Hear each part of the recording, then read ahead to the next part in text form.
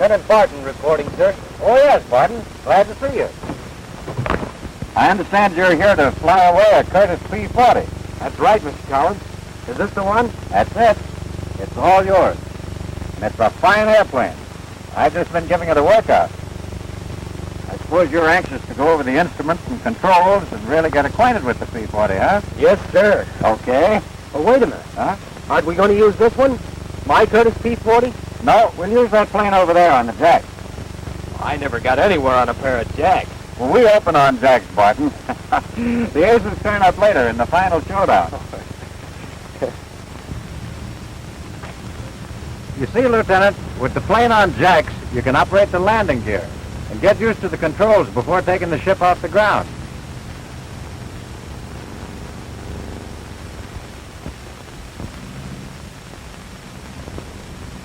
I might as well hook up my parachute and safety belt, I guess, so I'll feel at home.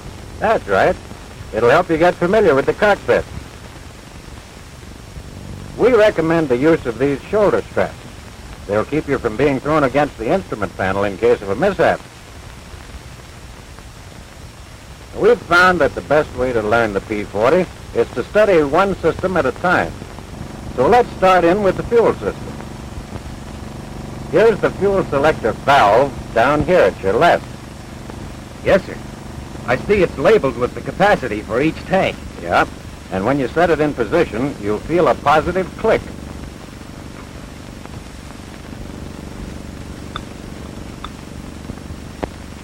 Well, Mr. Collins, is there any certain order for drawing fuel from the different tanks?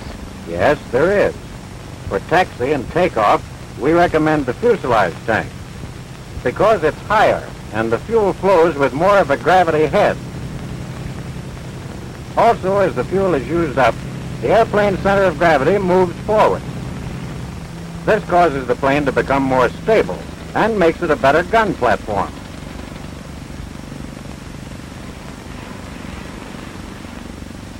This gauge on the instrument panel shows the amount of fuel in the fuselage tank.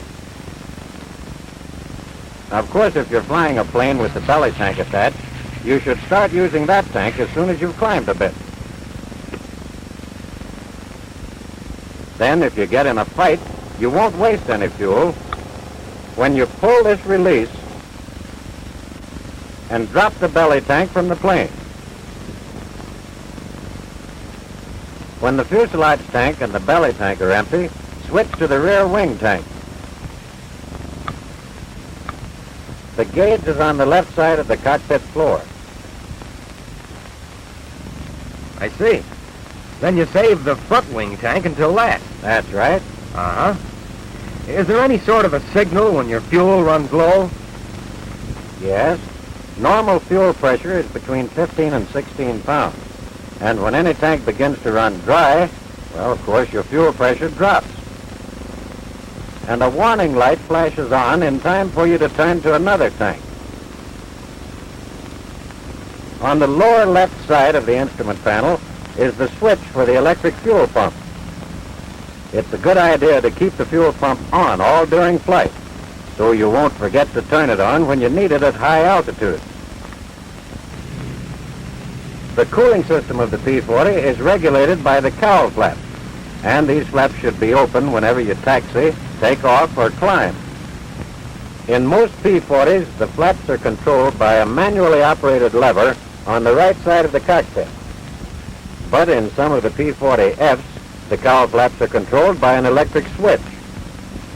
You put the switch up for automatic operation. If the automatic feature fails, can I still operate the flaps? Yes, you can put the toggle switch down and hold it to the left to open the flaps, or down and to the right to close them. Well, Mr. Collins, of course I know the cowl flaps regulate the temperature of the oil and coolant, but what temperature should I try to maintain? Normal oil temperature is between 40 and 90 degrees centigrade. Coolant temperature is between 85 and 125 degrees centigrade. Now, if the coolant reaches 125, a light warns you to open the cowl flaps and cool the engine down. Of course, you never take off with the coolant temperature above 125 degrees. The landing gear and wing flaps of the P-40 are raised and lowered by means of hydraulic pressure. This is the flap control right here. To lower the flaps, you push the control handle forward and pull the lower trigger on the control stick.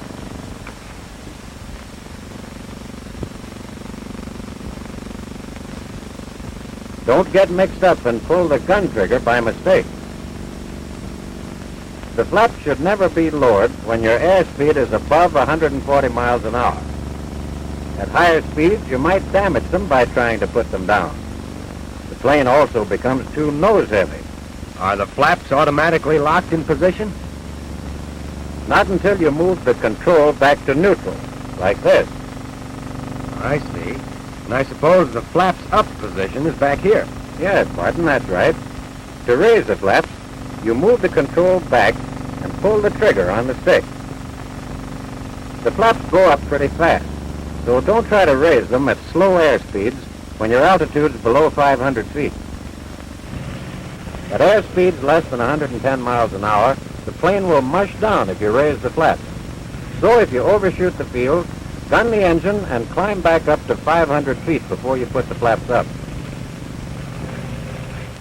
The landing gear control lever is here on your left. To raise the gear, push this pin forward and lift the handle.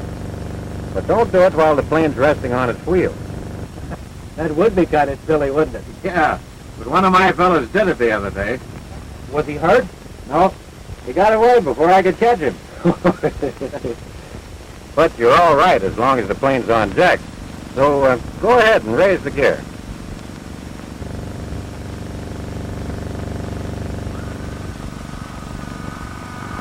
How soon after the takeoff will the gear be retracted? Just as soon as you clear the field. Watch the indicator, and when it shows that the gear is up, check the position by operating the hand pump.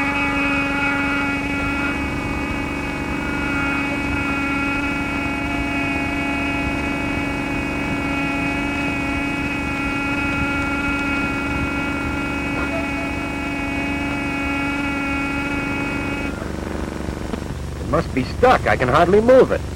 When the pump is solid, the landing gear is locked in retracted position. Now put the control back in neutral. That locks the hydraulic fluid in the retracting system. Before you lower the gear, be sure to reduce your airspeed below 175 miles per hour. The hydraulic mechanism is not designed to force the gear down against a higher airspeed. Then push the control handle down. That's it. Now pull the trigger on the stick. That starts the gear down. Before the gear gets all the way down, retard the throttle.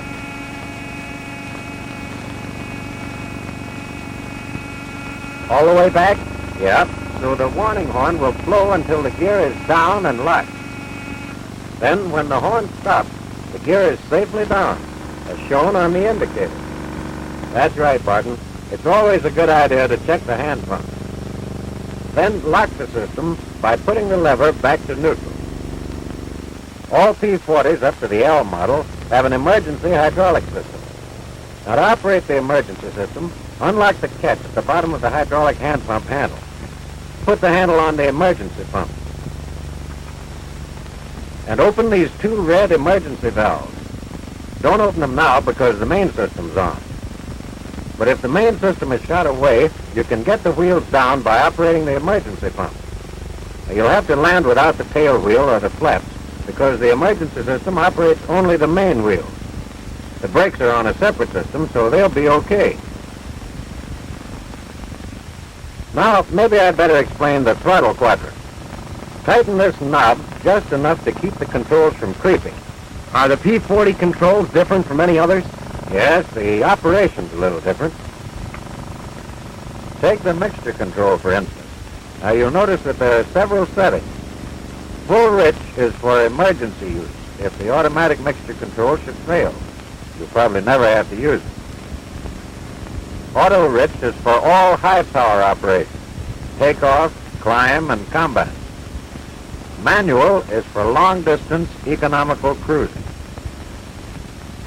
Auto lean is an automatic setting for economical operation at lower power, below 2300 RPM, and 30 inches of manifold pressure. And idle cutoff, of course, is for use when stopping and starting the engine. The mixture control is clear enough, but what are these two controls? Well, they operate the automatic boost control and the two-speed supercharger on the Packard-built Rolls-Royce engine. The boost control automatically provides takeoff power with the throttle full open and the boost control handle up in this position. And at retarded throttle positions, the boost keeps the manifold pressure constant. When do you turn the boost control off? The only reason for turning the boost control off, like this, would be if the automatic feature should fail. With the boost control off, don't open the throttle too wide or you'll get too much manifold pressure. Yes, I know better than to take too much manifold pressure with a low RPM. That would make the engine knock. That's right, Barton. And engines have been known to blow up when allowed to detonate or knock for only a few seconds. You should always raise the RPM first, then bring up the manifold pressure.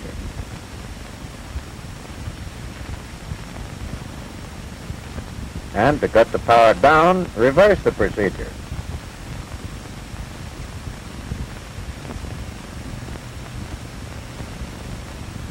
Okay, I think I understand the operation of the boost control, but what about the two-speed supercharger?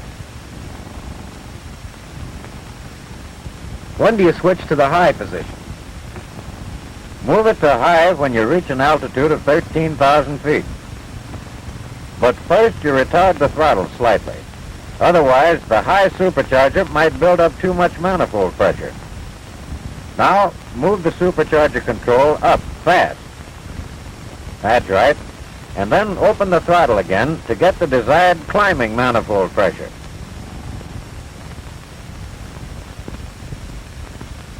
All P-40s are equipped with Curtiss electric propellers, and you should know how they work. These two switches on the instrument panel operate the propeller. The left switch is a circuit breaker and should always be on. The right switch controls the pitch of the blade. Now, when it's in automatic, you can use the propeller governor lever to select any RPM you want. With the switch in manual, the blades are fully locked, like a fixed-pitch propeller. Can you change the pitch of the blades? Sure you can. To increase the RPM, hold the switch down and to the right.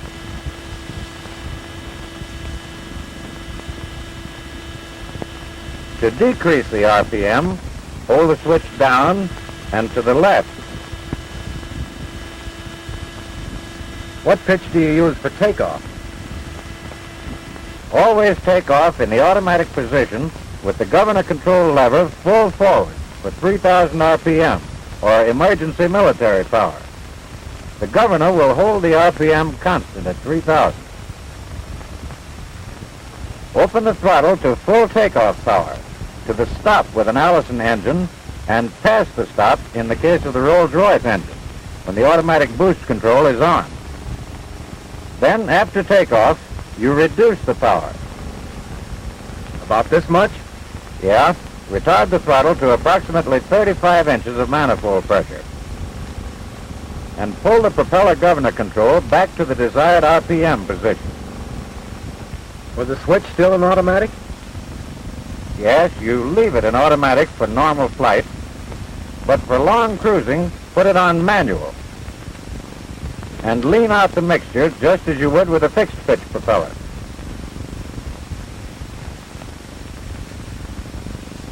Green marks on the tachometer and manifold pressure gauge show the maximum power condition which can be held for continuous operation.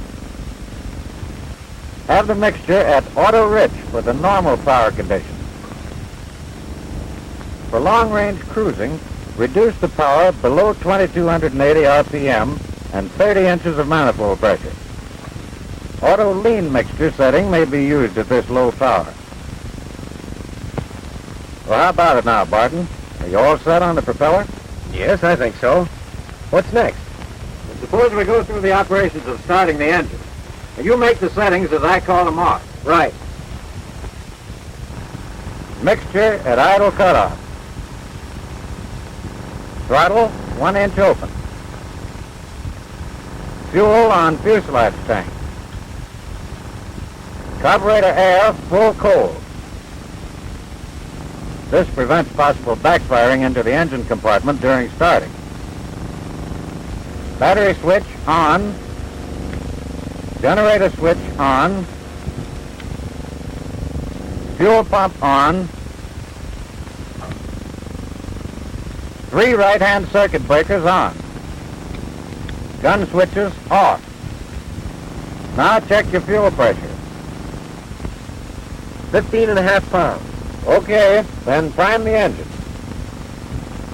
How much do I give it? 1 stroke for a warm engine, 3 if the engine's cold.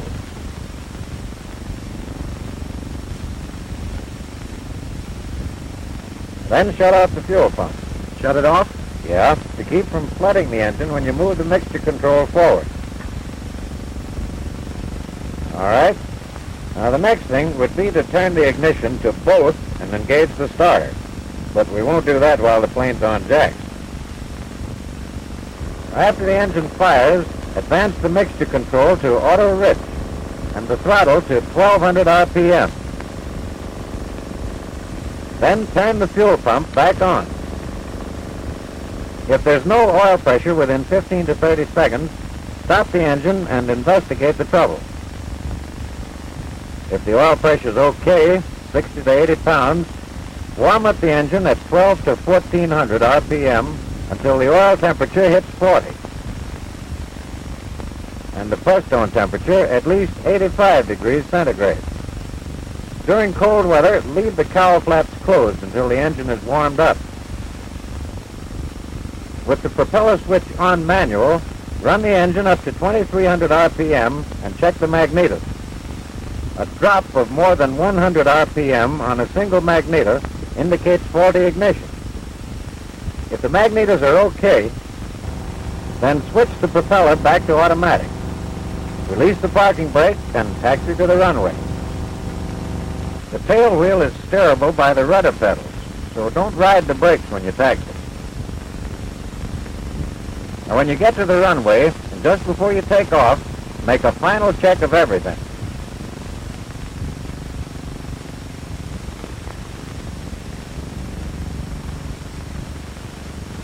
Fuel selector valve on the fuselage tank.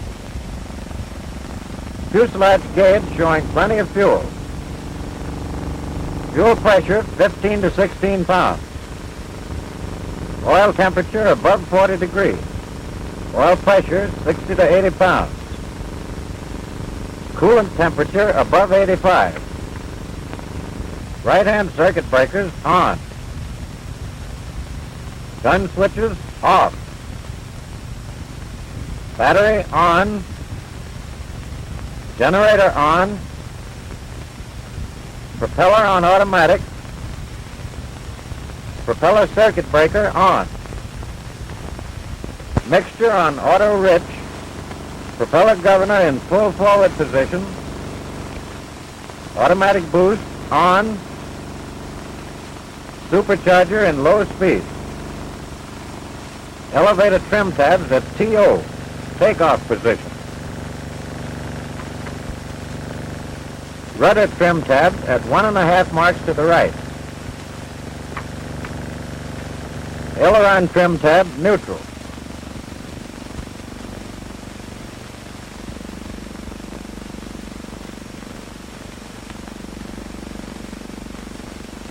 Cowl flaps open, and you're all set to go. Over there on the runway is Lloyd Childs, Chief Test Pilot for Curtiss-Wright. He's going to put that ship through some maneuvers for us. And as he does, I'll try to give you some pointers on handling the P-40 in the air. Okay? I'm all set.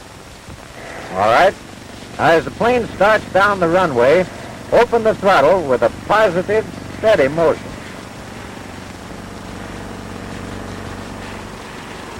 That's it. And steer with the brakes at first. Then use the rudder to steer when you get the tail in the air. Engine torque pulls the left wing down, so keep the wings level by holding the stick to the right. Fly the plane off the ground by lowering the tail just a little at the takeoff. Then you don't take off in a three-point attitude? No, because that might put the airplane in a stalled condition, which would be bad at your slow speed right after takeoff. You see, engine failure or a gust of wind when you're stalled so close to the ground could be disastrous. Just as soon as you clear the field, retract the landing gear and retard the throttle and propeller controls to normal flying power.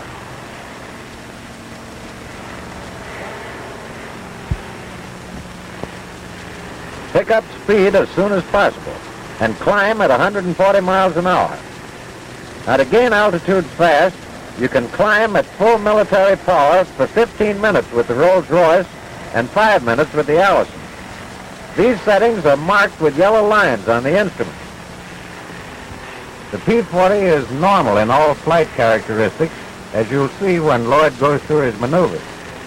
But I've heard that some new pilots tend to over-control because they're not used to the long nose of the liquid-cooled engine ahead of them. Slight changes in the heading of the airplane with respect to the horizon appear to be more than they would with radial engine airplanes. However, after a few minutes of flying, I'm sure you'll be able to do it smoothly and easily without fighting the controls.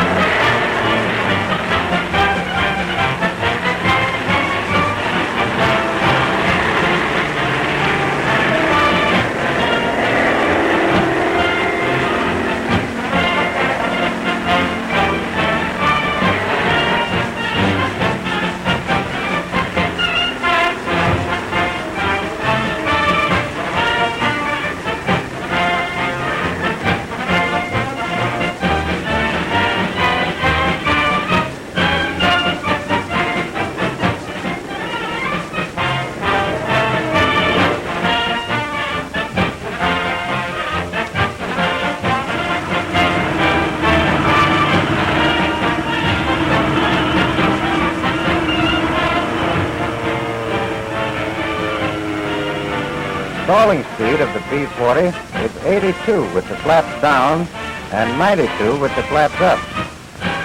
Just before the stall, there's a slight tail buffet to warn the pilot.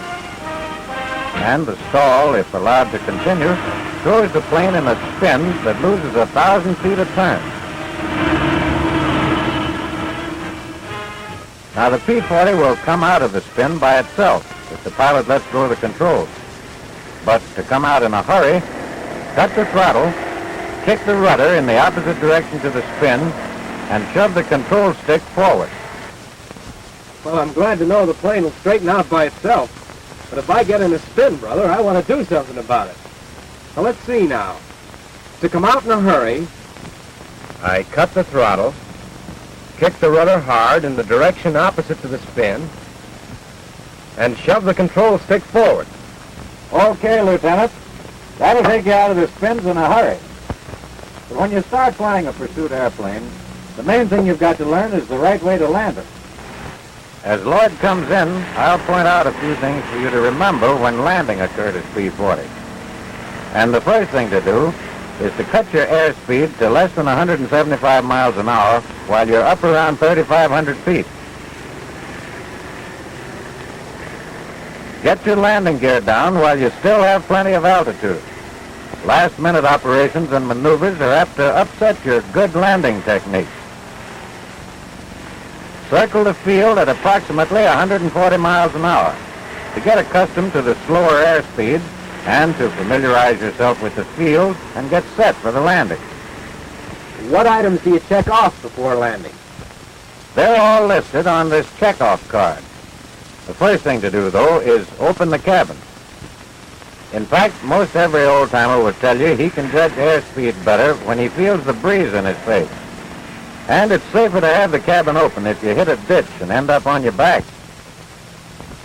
If you ever happen to end up with the airplane on its back and the cabin closed, you can open the kick-out panel in the left-hand side of the sliding hood by means of this red lever near the longeron.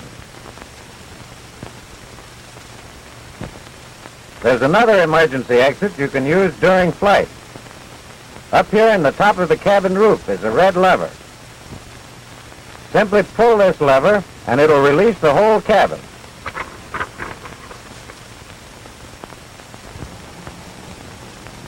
Then you check to make sure the mixture control is on auto rich and the propeller governor control at 2650 automatic setting.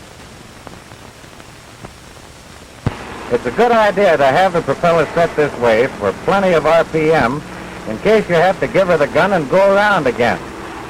On the other hand, you should not set it for full 3,000 RPM because it might momentarily over-rev if you open the throttle too fast. Of course, the fuel selector should be on a tank with plenty of gas. The carburetor heat control full forward and the gun switches off. And test the hand pump again just to make sure the landing gear is down before you put the landing gear in neutral. While you're still high up, put your flaps about halfway down, make a wide sweep, and glide toward the runway at 115 miles an hour. Trim the elevator tab so the plane will glide hands off at this speed. Line up with the runway while you're still a mile away. This will prevent last-minute maneuvers which sometimes cause ground loops. New pilots have a tendency to undershoot the field. They cut the throttle and come in short. So remember to keep the throttle slightly open when you first come in for a landing. At 500 feet above the ground, put your flaps full down, cut the throttle to 1/2 inch open, and glide in at 115 miles an hour until you're over the runway. And when you're 10 feet off the ground, cut the throttle and level out for the landing.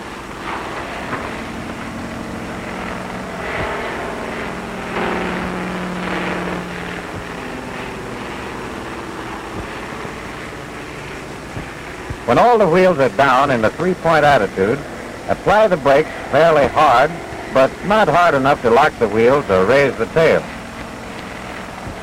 Remember, most landing accidents happen after the plane is on the runway. So concentrate on rolling straight until the plane comes to a stop. I can understand that all right. Well then, Lieutenant, I guess you've got it. Is that really all there is to flying a Curtiss P-40? It doesn't seem at all complicated now. Well, there's nothing complicated or difficult about flying this airplane once you understand the things we've carefully gone over. Now just remember to take it easy. In fact, they tell me a Warhawk, like that one over there, is apt to take off by itself if it's left alone too long. I get you, sir. I'm practically in the air right now.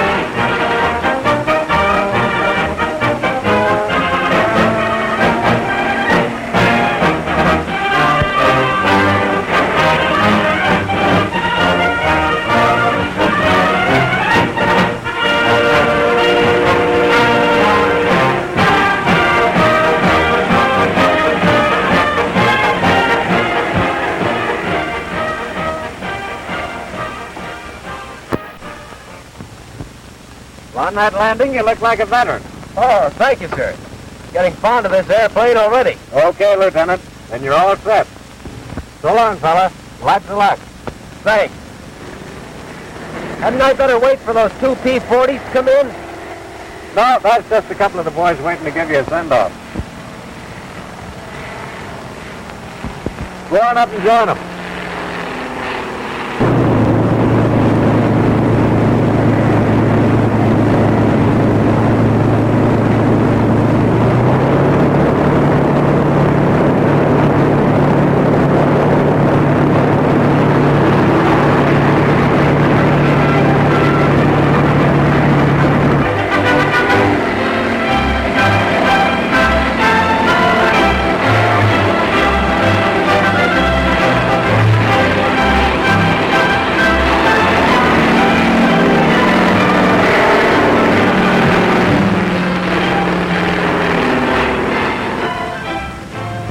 With men like these,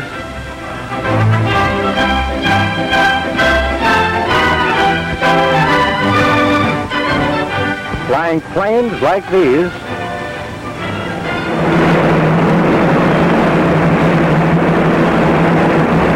there'll always be a flag like this,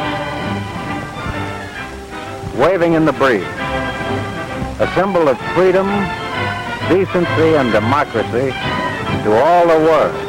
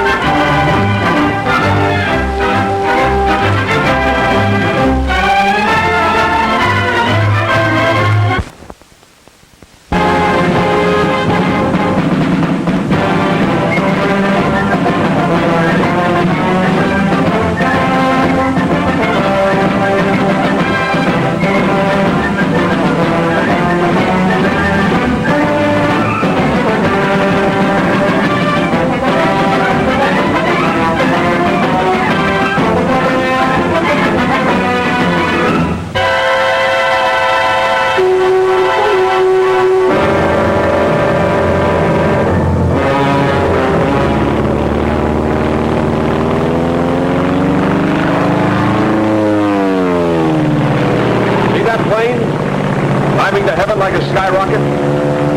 Heaven's the wrong destination for that baby. That's a Zero, the real McCoy.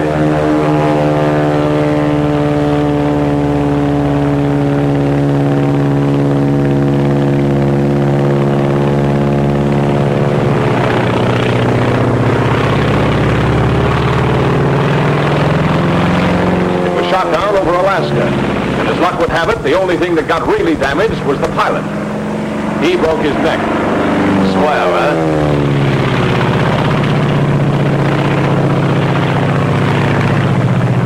Think you could recognize her again? This is the Japanese Zero. Take a good look at her. Your recognition of the Zero may save your life. Your recognition of the Zero may destroy its life. Watch her closely. Study every characteristic to aid you in your recognition. Look at that nose. A perfect circle broken only by the oil cooler. Note the slight dihedral angle. Look at that low wing and middle tail. Notice the oil cooler and air scoop directly below the engine cowling.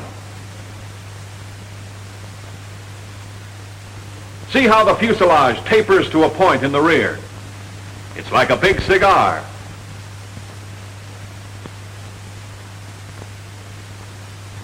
Note the tapering edges of the wings, the rounded tips.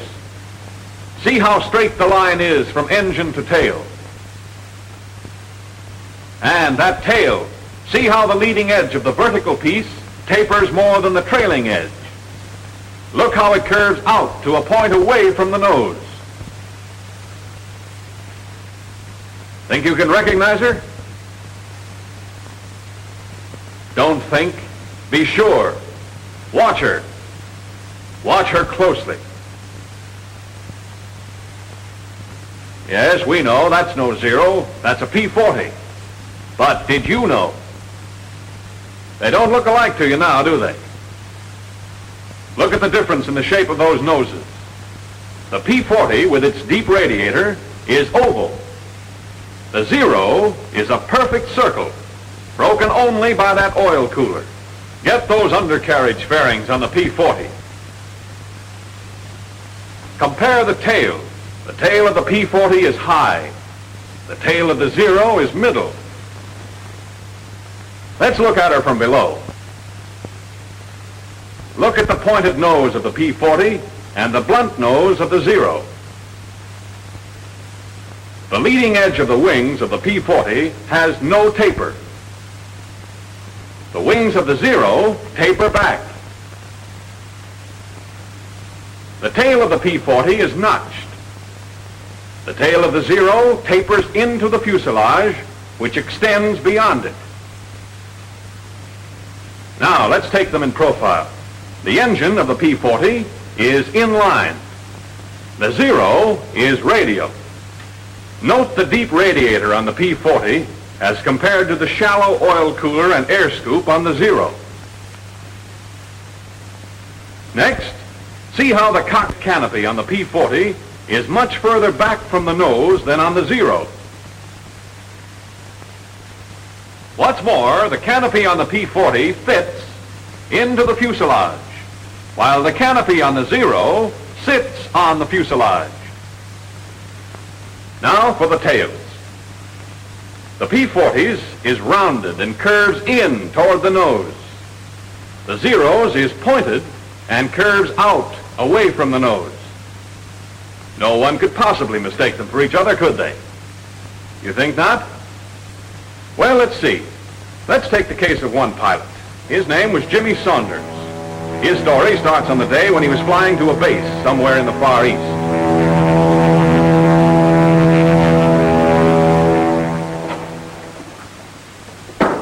Come in.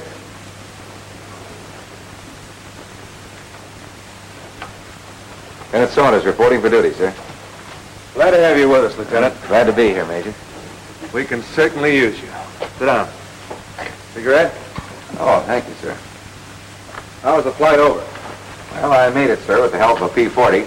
You like our P-40s? Oh, yes, sir. It's a nice airplane. Good. Then maybe we can count on you not to shoot any of them down. I didn't have any plans along that line, sir. It's been done, you know. You mean jet pilots? I mean American pilots. Men with as much enthusiasm for the P-40 as you have, but with an unfortunate lack of ability to tell a friend from an enemy. Excuse me, sir, but how could anybody mistake a P-40 for a Zero?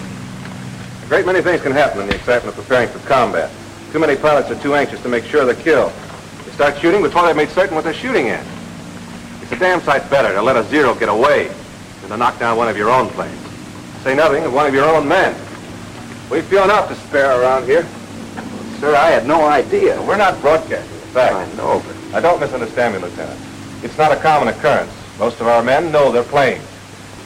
Identification becomes second nature to them. If there's still a doubt in their minds, they maneuver close enough to make sure.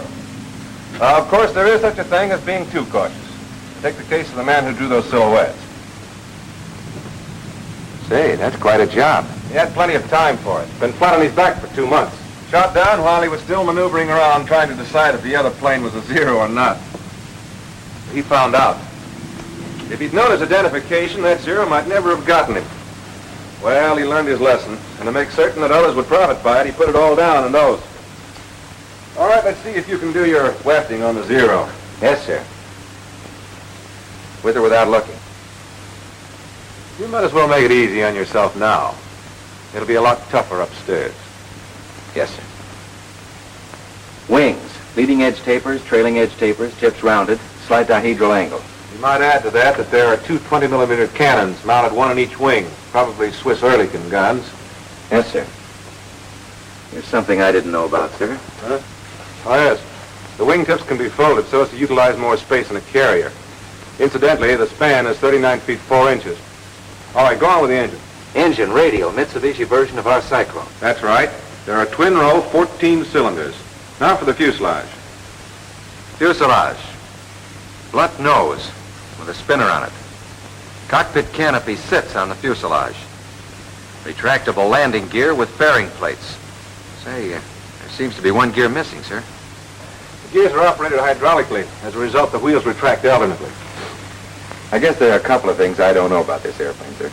I'm glad to hear you admit it. That's the beginning of wisdom. The wings and the fuselage are in one piece, made of duraluminum. There's another feature worth noting. The entire fuselage is flush riveted. With the result, there are very few protuberances to cause wind resistance. The length is 28 feet 5 inches. There's a pair of machine guns mounted in grooves above the cowling.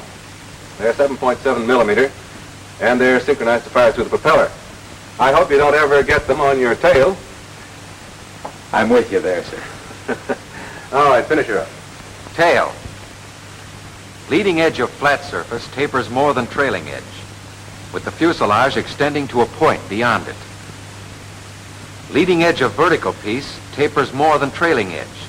Tail is pointed, curves out away from the nose. I guess that's it, sir. Good enough. As you probably know, there are 3 types of Zeros. One is a single float plane without rigging. All 3 have slightly varying characteristics, but this is the type you're most apt to tangle with, so get to know her. All of her. Yes, sir. I'll look for the balls of rouge on her wings and fuselage. Yeah, I wouldn't depend on that if I were you. The Japs have a neat trick of painting her all sorts of colors. Sometimes even like our P-40s. Coffee? No, thanks. Well, sir, how soon do I get a chance to knock one up and down? Soon enough.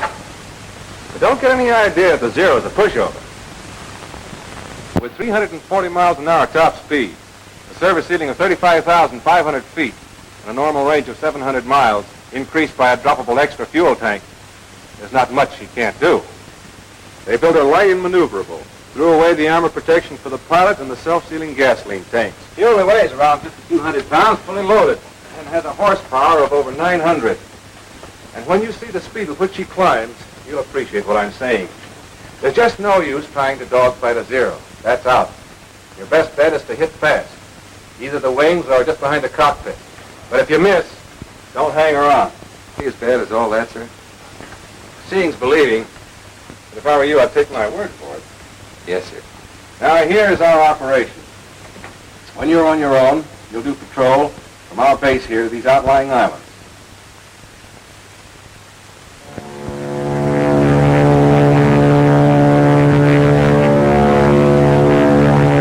Well, the big day finally came.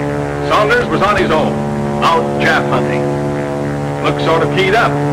Wouldn't you be? Don't expect too much, Lieutenant. Not on your first day. What's up? See something? It's a plane, all right. But what sort of a plane? Friend or enemy? P-40 or Zero? Well, now's the time to remember your recognition. Now, is it a deep radiator? Round tail curving in toward nose? Inline engine? Then it's a P-40. Or has that plane an oil cooler and air scoop? Pointed tail curving out away from nose? Radial engine? If it has, then it's a Zero. Tough to tell from here. Maybe if you got closer. Start climbing, Saunders.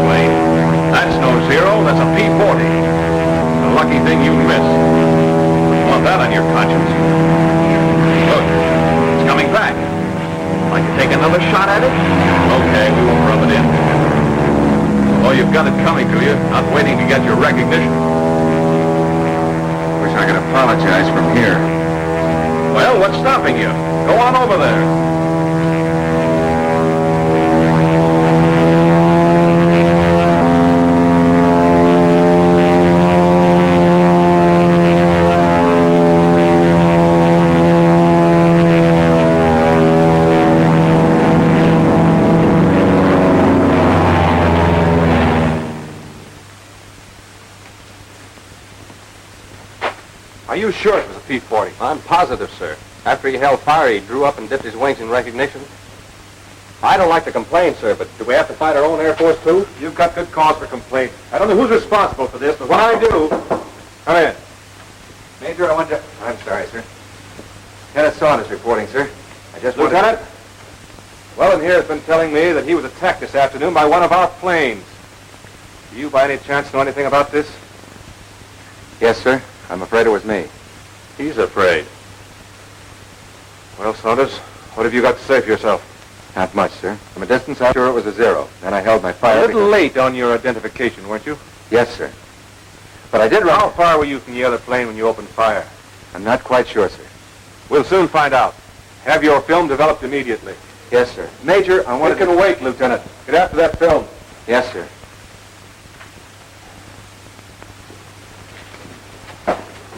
Corporal, get the projector ready. Yes, sir.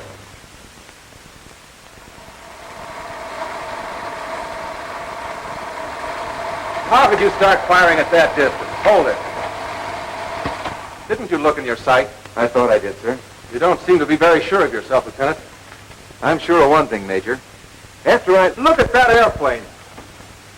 It's closer now, I realize, but even at the distance you started firing, you should have been able to identify it. Look at that deep radiator, the inline engine. That cockpit canopy fits into the fuselage. The tail is round and curves in toward the nose. All right, Corporal, take it away. There's more film, sir. I'm sorry, Lieutenant, but I have an appointment. You can stay and run it if you want to. Coming, Weldon? If you don't mind, sir, I think I'll stay for a few more feet.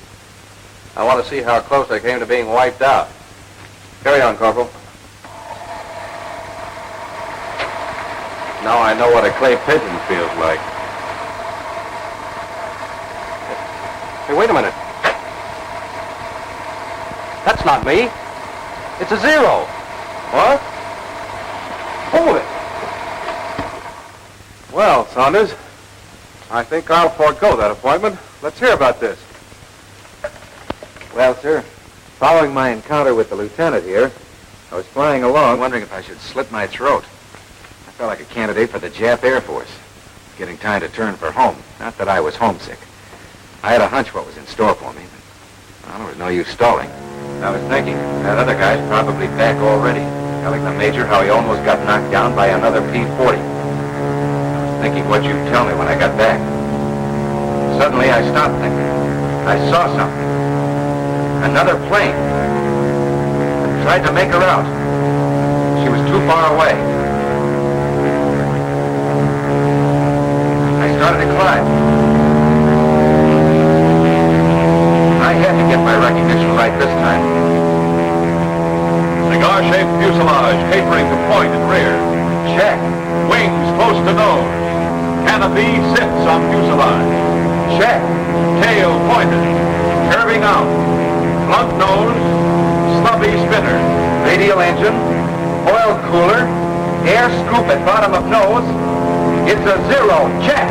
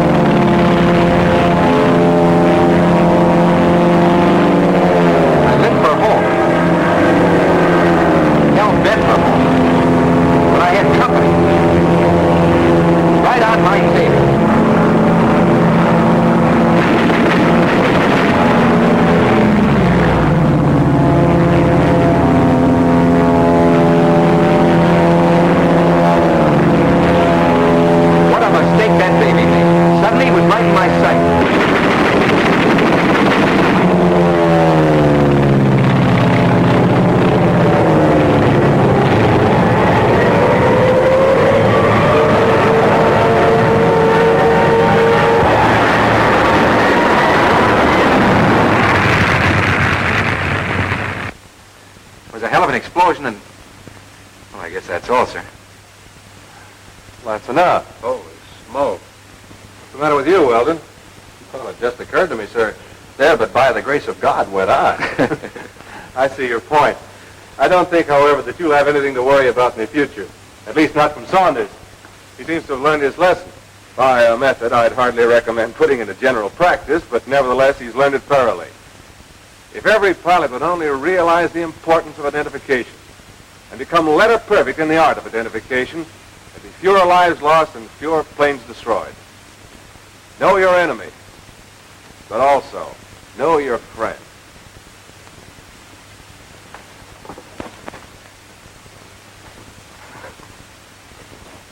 Well, they know their friends, all right. And what's more, they know their enemy. Do you? Radial engine. Perfect circle, broken only by oil cooler. Low wing. Cockpit canopy sits on cigar-shaped fuselage. Blunt nose. Stubby spinner. Oil cooler and air scoop. Fuselage tapering to point in rear. Closeness of wings to nose. Radial engine. Canopy close to nose. Tail pointed and curving out away from nose. Remember, on your recognition of the zero may depend your life. Know it so you can destroy it. This is the Japanese Zero.